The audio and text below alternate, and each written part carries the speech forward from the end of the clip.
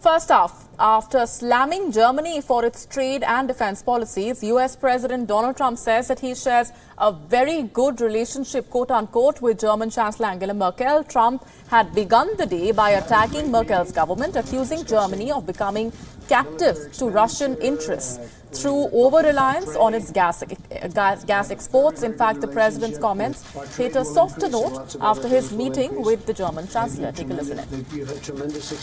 We're having a great meeting. We're discussing military expenditure. We're talking about trade. We have a very, very good relationship with the Chancellor. We have a tremendous relationship with Germany. You've had tremendous success, and I congratulate you. Tremendous success. And I believe that our trade will increase and lots of other things will increase. But we'll see what happens over the next period of a few months.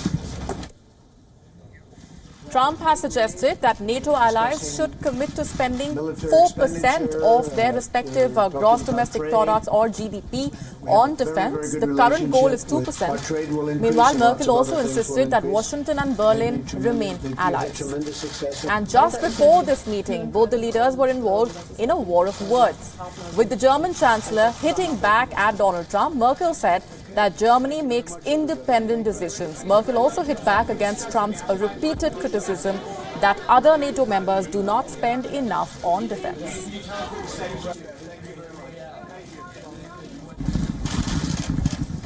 We're having a great meeting. Ja, ich freue mich, dass wir dieses Gespräch haben können, und wir haben uns in der Tat bis jetzt über die wirtschaftliche Entwicklung unterhalten, über Fragen der Migration und auch über zukünftige Handelsfragen und natürlich auch über die anstehenden Reisen des Präsidenten. Und insofern freue ich mich, dass wir unseren Austausch weiter intensiv führen können, und das ist auch wichtig, weil wir Partner sind und weiter zusammenarbeiten wollen. All right, let's go straight across now to our correspondent Elena Kassas joining us from Brussels for more on this.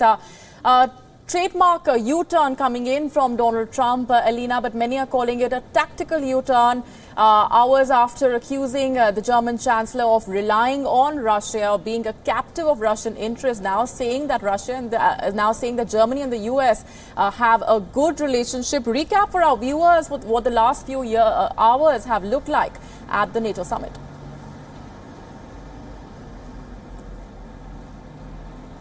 Well, as often, Donald Trump said one thing to Angela Merkel to her face and another thing behind her back, even though it was to TV cameras. So this morning at a breakfast with the NATO Secretary General Jens Stoltenberg, he not only said that other NATO countries were delinquent in not spending enough money on defence, referring, of course, to that famous 2% target, which NATO countries are supposed to be aspiring to meet by 2024. Trump said, as he has many times in the past, that the US is shouldering an unfair burden for the defence of European countries that he doesn't believe are spending enough money on their militaries.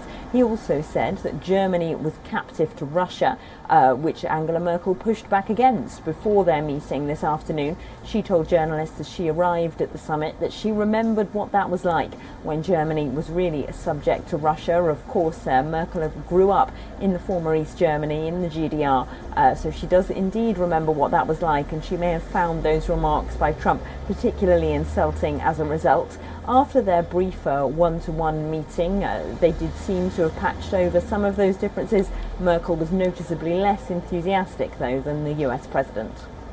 Right, and Merkel, of course, has been known as one of the most outspoken critics of US President Donald Trump among the European leaders. But US President Donald Trump, Elena, arrived in Brussels with a clear message that NATO members must hike their defense spending, and many are looking at this as a valid request. What is the reaction that you're picking up on ground?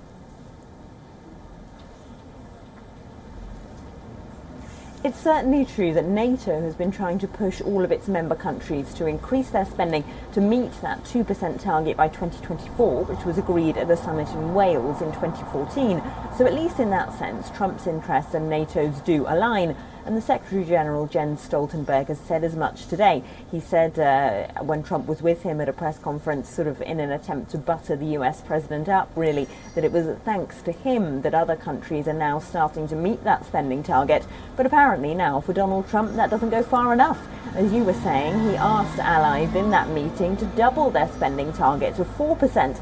This is, of course, when only 5 countries, including the US, have yet met the 2% target, and about 8 more are on target to do so by 2024. So trying to double the target when allies are already having a significant amount of trouble committing enough spending to meet it does seem somewhat unrealistic, and certainly no other countries were on board with doubling that target to 4%. But the fact that Trump even asked clearly shows that he wants to reinforce that message that he believes the US is spending too much money on Europe's security, and that he's willing to threaten even to cut that spending unless Europe ups its own.